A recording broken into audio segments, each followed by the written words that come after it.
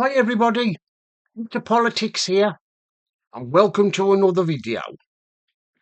What is international law?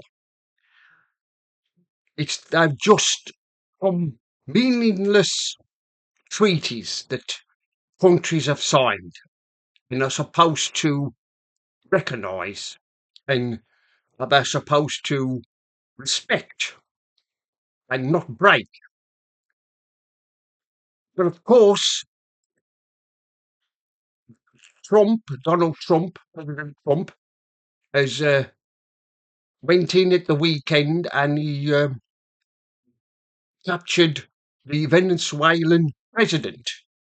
And of course, now he's in the United States, in New York actually, waiting to face trial. And of course, the usual suspect, the left wing politicians and left wing activists, they're up in arms about this because Donald Trump, they say, has broke international law. Well, it's like I've said at the beginning of the video. What is international law? International law is that other countries respect other countries' borders and they don't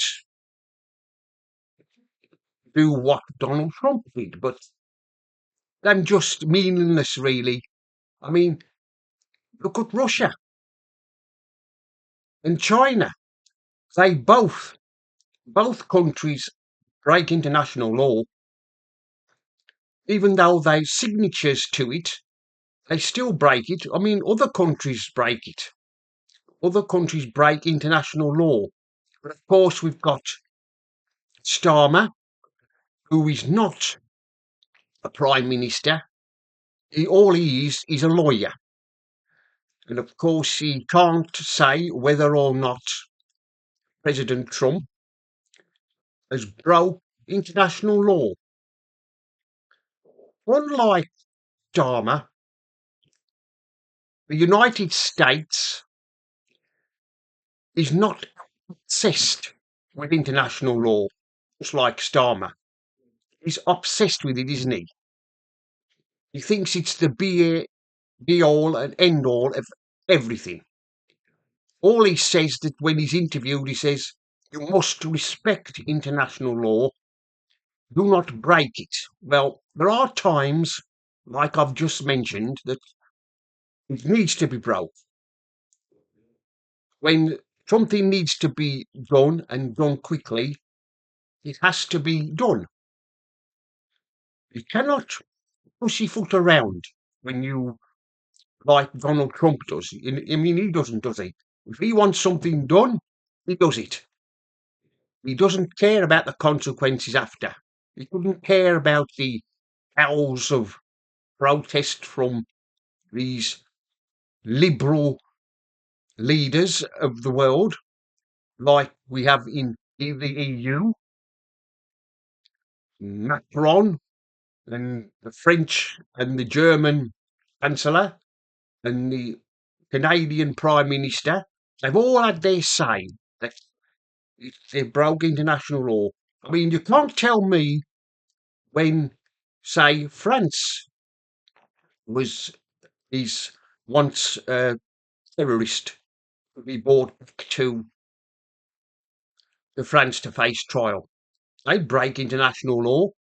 Of course, Starmer, well, he wouldn't dare, would he, break his beloved international law. Like I've said, he's obsessed with it. Can you see that?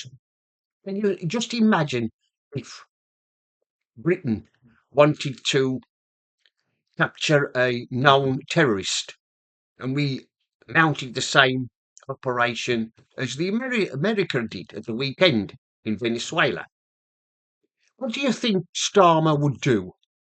Well, the first thing Starmer would do would he would ring the Attorney General, Lord Hamer. He'd have to get the okay from him, and Lord Hamer would probably say no. You can't go ahead with this operation.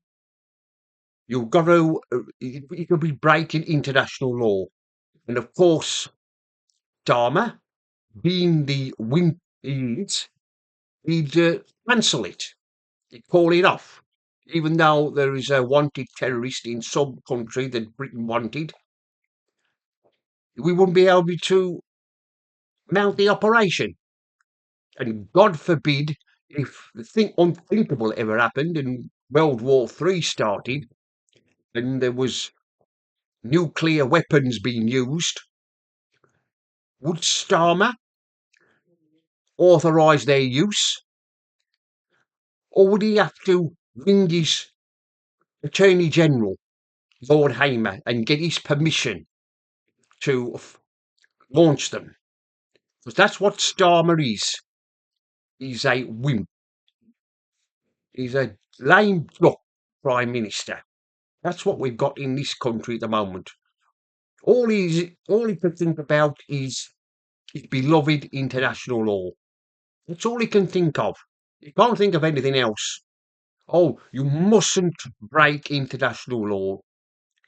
I mean, like I've said, we've already got the lefty politicians in the House of Commons today. There was Yvette Cooper, the Foreign Secretary, who is useless, has we had a debate today in Parliament about it. I suppose the usual suspects are there condemning the Americans for what they did, especially led by that cheerleader, Jeremy Corbyn, because he thought Venezuela and the Venezuelan president was wonderful. I mean, why is it that every time we have a Labour government, they side with, I'm always on the wrong side. They never side on, say, America's side or our side or anybody else's. They always seem to fall in love with communist run countries. I mean, especially Corbyn. Thank God he was never Prime Minister.